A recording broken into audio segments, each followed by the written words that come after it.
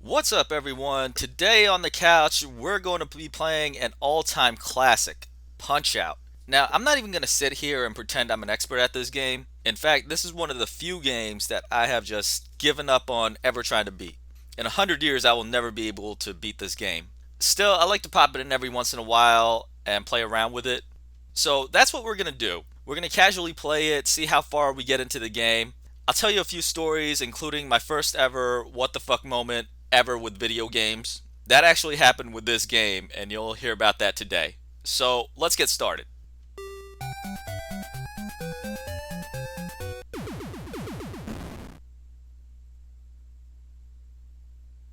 Alright, in order to appreciate the story I'm about to tell you guys about my first ever what the fuck moment, you have to understand the concept of a cheat code. If you're a younger gamer, you're spoiled when it comes to cheat codes. And it's not your fault, you guys grew up with the internet. These days, if you want a cheat code, you Google that shit, you'll get the cheat code for whatever game you want in like 10 seconds. Back in the 80s and 90s, we didn't have the internet. In order to get a cheat code, you had to have a friend who knew someone else who had the cheat code, so on and so forth. Now, I know a lot of YouTubers will say that they got cheat codes from video game magazines. Here's the reality of that. For most of us, our parents were not going to pay money for us to get a subscription to a video game magazine. In the entire school, there was one kid who had a subscription to a magazine. I don't even remember which one it was. And even then, he only got this magazine like once a month. And the chances that it contained codes for the game you wanted were slim. So the best way and the most common way we got cheat codes was through word of mouth. Now, these cheat codes being so valuable, these were the currency of the schoolyard. If you had a cheat code, it didn't matter what game it was, you were a popular kid that day at school. Other kids would be bending over backwards to make you happy in the hopes that you'll share this cheat code with them. This became incredibly evident during lunchtime. You remember how your mom used to pack you your little sandwich and you always got a snack on the side? Well, those snacks became very, very important. These kids with the cheat codes would be like, "What you got in your lunchbox? You got a fruit roll-up? Let me get that up out you." And there was no saying no to this. You want the code or not? If you're not going to give up that fruit roll-up, forget about getting the code at the end of the day. And on the schoolyard, this shit looked like a fucking drug deal going down. Word traveled fast in our school. You had older kids from other grades coming up to you like, "Yo, I heard you got that cheat code."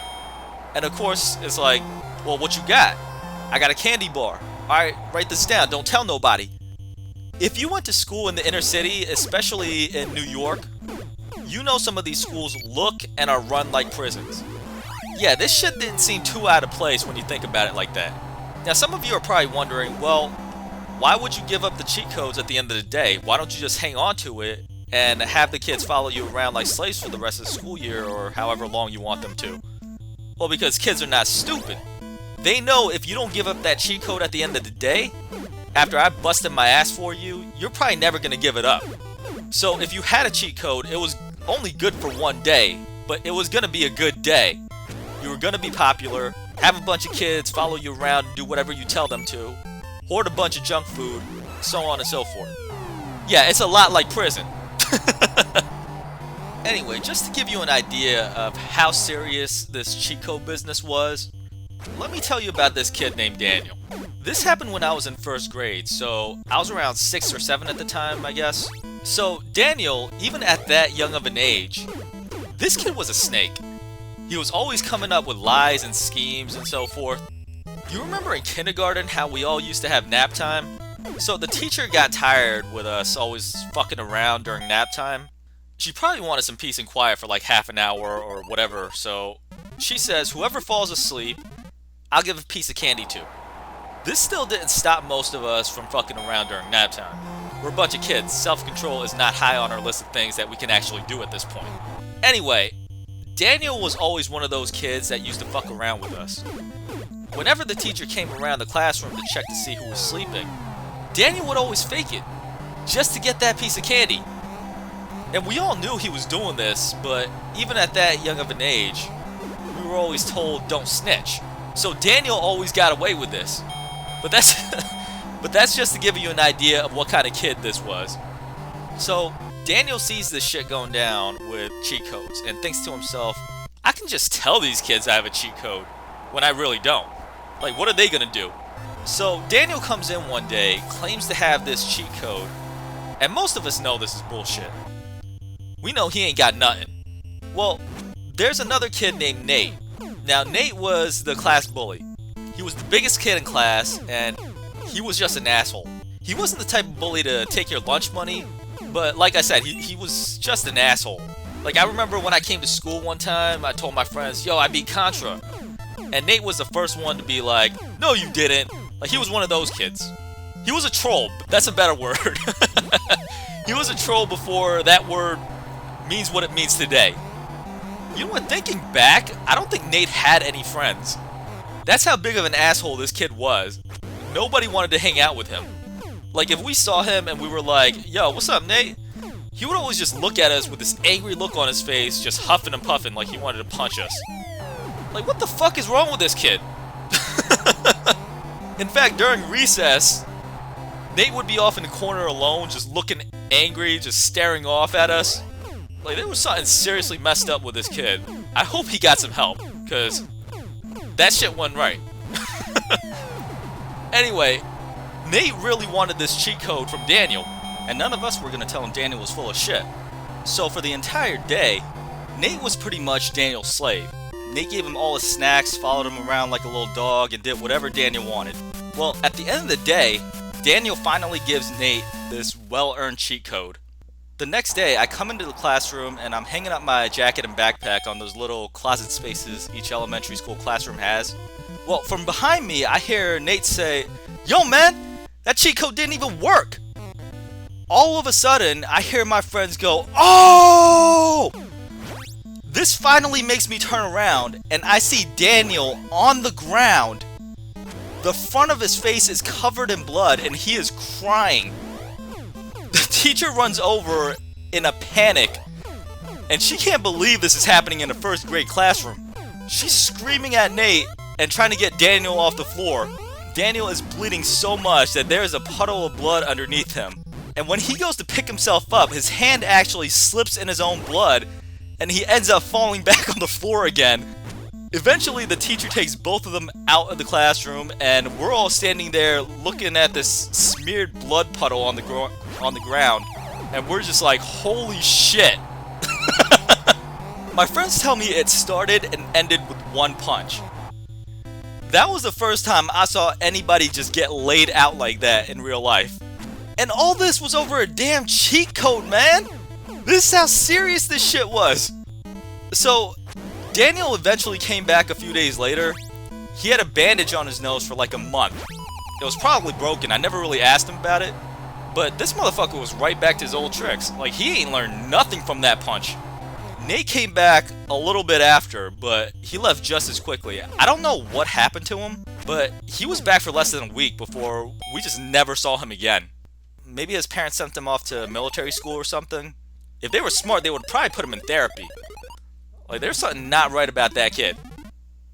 So, now that you have an idea of the value of these cheat codes, you can understand my own excitement when I got the cheat code for this game, Punch-Out! I come into school one day, and my friend tells me that he has the cheat code to fight Mike Tyson. Being my friend, he didn't make me jump through a bunch of hoops for this cheat code. He just gave it to me right then and there. Looking back, that probably wasn't the best thing because school started at 8 in the morning and it didn't let out until 2:30. Do you know how long it is for a child to wait that long? I still remember that being the longest day of school ever. I couldn't even sit still in my seat. My teacher sent me to the bathroom multiple times because she thought I had to pee. Anyway, school finally lets out and I get home, run to my room, slam Punch-Out into my NES, and put in the code. The code works, and I am literally jumping up and down on my bed, ready to face Mike Tyson. Tyson walks up, knocks me out with one punch. I don't think I can ever recall the excitement drain out of me that fast. I didn't even have the F word in my vocabulary at this age. Yet, what the fuck is the best way I can describe this incident. This was so goddamn traumatizing that I still remember it vividly to this day. I will never forget this moment. I literally sat there for like 5 minutes wondering just what the fuck happened. I mean, I waited an entire day for this moment, and it literally ended within 10 seconds. I don't think I entirely processed that event in my mind, and that's probably why I'm talking about it right now, because I still can't process it. So, that was my first what the fuck moment ever in video games, but in reality, it was probably my first what the fuck moment ever in my life. At least, that I can remember, because I can't remember any other time where something like this has happened. This is the crazy part about this. I got knocked out within 10 seconds with one punch in a video game. Tyson was actually doing this in real life. Could you imagine being on the receiving end of that? I'm this traumatized by getting knocked out by Tyson in a game after a day of anticipation and excitement. Imagine being a professional fighter. You're training for months, putting your body through hell. The night you face Mike Tyson, he knocks you out with one punch just seconds after the match starts. My what the fuck moment doesn't even compare to that. I wonder how many boxers Tyson has actually retired, because that is insane. Getting knocked out like that has to be the biggest what the fuck moment of any fighter's life, and I doubt many of them wanted to get back in the ring after that. I don't blame them at all if that's the case. So, in that respect, the game is actually pretty fucking realistic when it comes to that. Tyson was actually doing this in real life, so the game got it right. If you've been paying attention to the gameplay, you saw that I was able to put this guy down pretty quick using the left-right combo. I see people who are new to this game make this mistake all the time, where they only use one hand to throw a combo. Here's a tip for you. You can actually keep your combo going longer if you alternate hands. So instead of just throwing like 3 right punches in a row, if you go left, right, you can hit the guy like 6 or 7 times. With some fighters, like the one I just beat, you can pretty much put him on the ground without him ever throwing a punch at you. I'm pretty sure most people figure this out as they play on their own, but if you've never tried the game before and you want to try it now, that's a little tip to start you out with. And I can't believe that just happened. I was talking so much I wasn't really paying attention to the game. I can't believe I just got knocked down. That's alright. This guy, once you put him down, he's too heavy to get up. So all you gotta do is put him down once. And that should be the fight. I think there's like 2 more guys that I can get past, and then I face Piston Honda again. And it's always that second time I face Piston Honda where it's a coin toss. It's 50-50 whether I can beat him or not. If I can beat him, I always lose to the next guy. I can't get any further than that, so we're getting to the end here, guys. It's a shame I can't go all the way and face Mike Tyson, but you gotta take what you can get.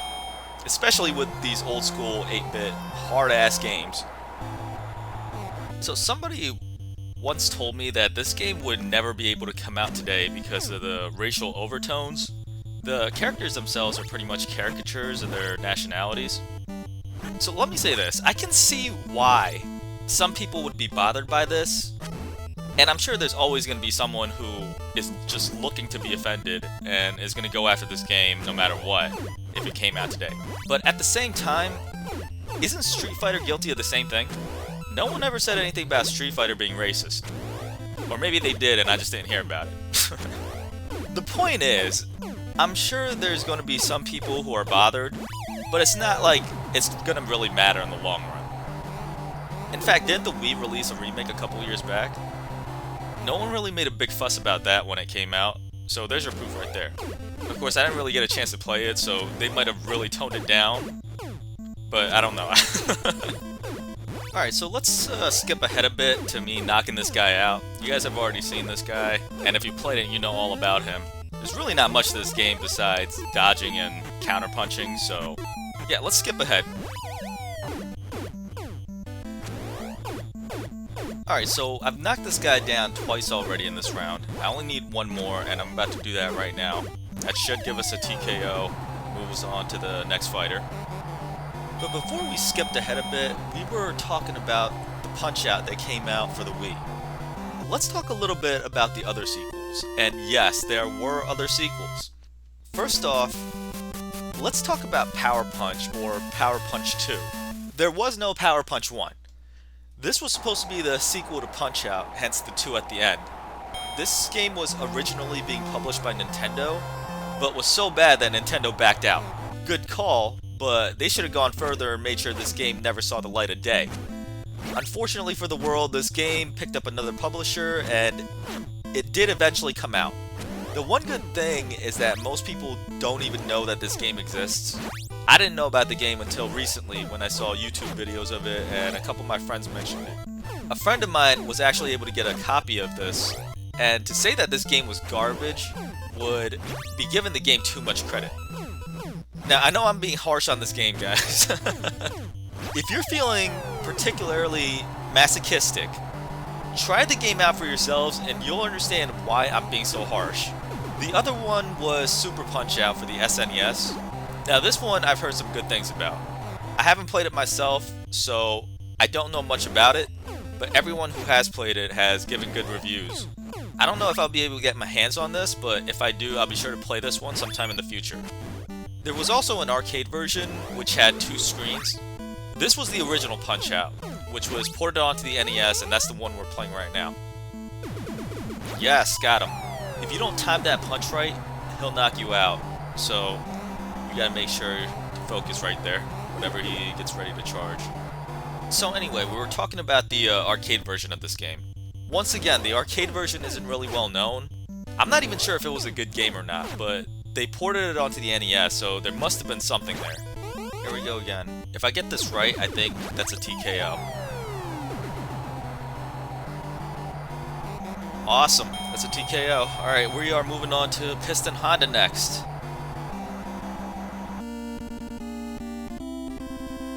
Alright, let's skip ahead a bit.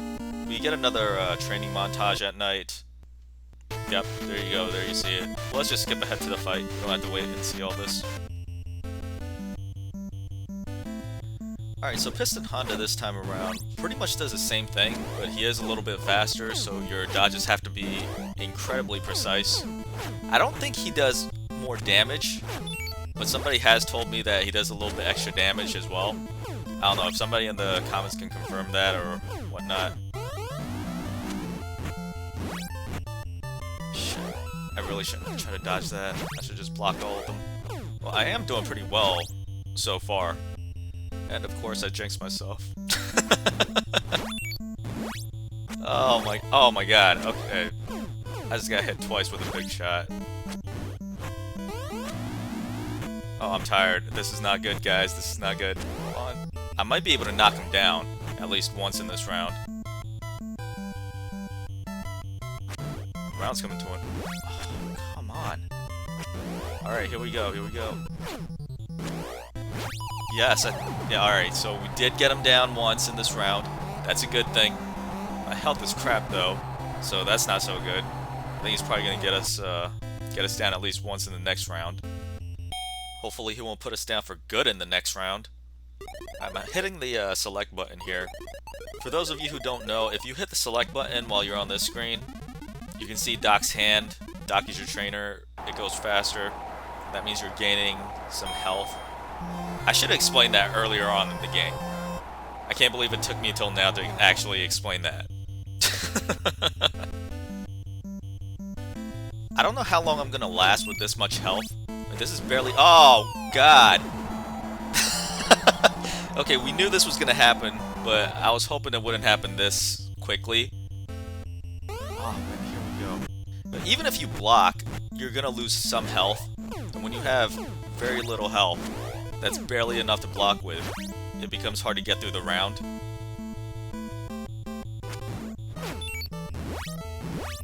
Oh my god, I just got hit twice in a row. Oh, I am down a second time. This is not good, guys. It's barely half the round, and I've already been down twice. Oh god, this is really not good. I don't know how we're gonna survive this round, guys. I mean, I could block everything from this point on, and he'll... Oh, that's it. That's the end of the fight. As you can see, I have so much trouble getting through this guy the second time. Well, that sucks, but we made a good effort. Well, that was Punch-Out, guys. I'm pretty sure if I spend like a week in my room playing nothing but this, I'll eventually get good enough to beat it, but I don't have that kind of time. I'm sure most of us don't. Maybe when I'm 67 years old, I'm retired, I can sit there and beat this game. If YouTube still exists in that time, I'll post a video up. So until next time, remember to like and subscribe, share the video. This your boy Dave. Peace!